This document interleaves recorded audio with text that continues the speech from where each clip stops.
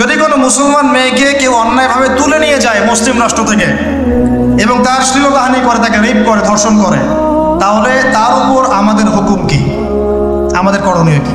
ওলামায়ে কেরামকে জিজ্ঞাসা করে ফতোয়া নিয়েন, কি ফতোয়া দেয়?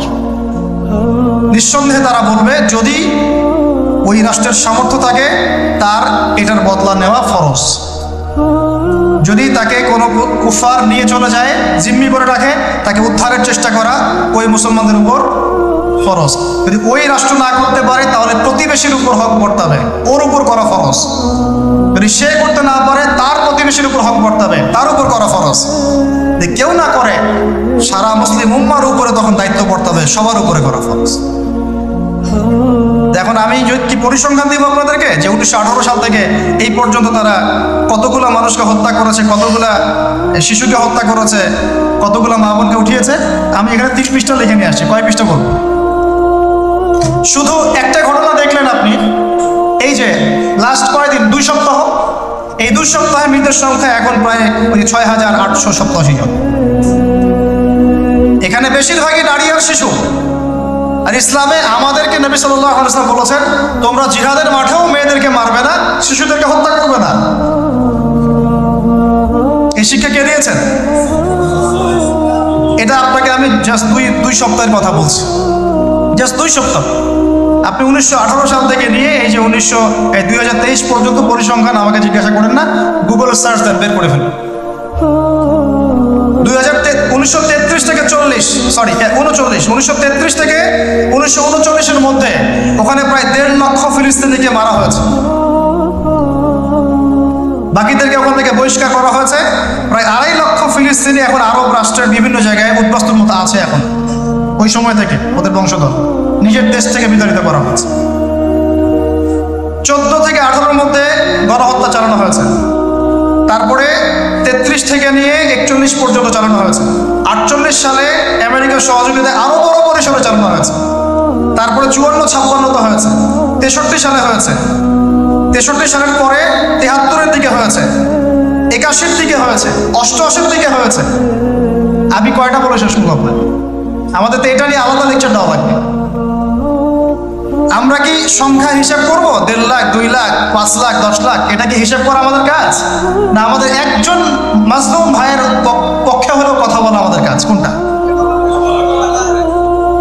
যদি কোনো মুসলিম ভাইকে অন্যায়ভাবে কোনো অমুসলিম রাষ্ট্রে হত্যা করা হয়, বিধান কি? ফিকহের কিতাব থেকে ফকিহদেরকে জিজ্ঞাসা করুন।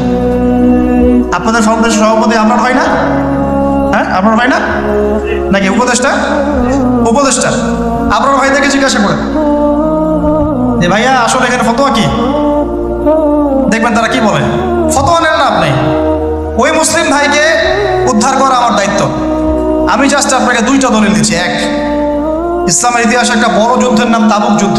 এই যুদ্ধ সরাসরি ব্যাটল হয়নি, কিন্তু নবী সাল্লাল্লাহু আলাইহি ওয়াসাল্লাম একটা চিঠি এভাবে লিখে একজন সাহাবীর হাতে দিয়ে পাঠিয়ে দিয়েছিলেন যে তুমি রোমান সম্রাটের কাছে যাও।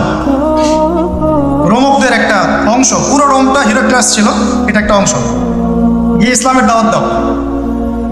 তার ইসলাম কবুল করে কিনা দাওয়াত দাও। চিঠি পেয়ে অহংকার বশত ওই শাসক এই মুসলিম সাহাবীকে হত্যা করে। হয় না এরকম? হ্যাঁ, এত বড় সাহস আমাকে দাওয়াত দিতে আসে, আমরা পরাশক্তি, তোরা কোথাকার বেদুইন, আরবের এসব বলে বলে তাকে হত্যা করছে। নবী করিম সাল্লাল্লাহু আলাইহি ওয়াসাল্লাম একজন সাহাবীর হত্যার বিনিময়ে বা এই ঘটনাকে কেন্দ্র করে 30,000 সৈন্য রেডি করে যাত্রা করেছেন তাবুকের দিকে। কথা আছে? একজন সাহাবীর হত্যার বদলা নেওয়ার জন্য এত বড় সাহস।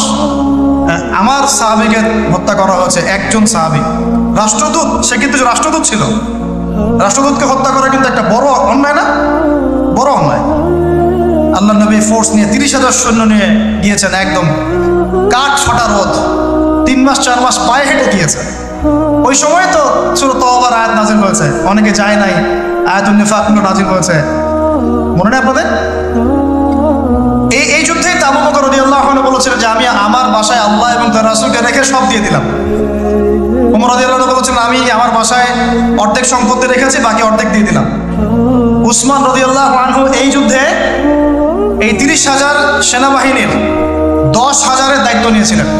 এই 10,000 সেনাবাহিনী 3 মাস খাবে দাবে কি পড়বে সব দায়িত্ব তার। কত বড় দানবীর চিন্তা করেন। আমি একটা এক্সাম্পল দিলাম, একজন মুসলিমকে অন্যায়ভাবে হত্যার বিপরীতে নবী সাল্লাল্লাহু আলাইহি ওয়াসাল্লাম কি পদক্ষেপ নিয়েছে, আর আমরা তার উম্মাহ 75 বছর থেকে চোখের সামনে এগুলো দেখে আসতেছি, কোনো প্রতিক্রিয়া নেই।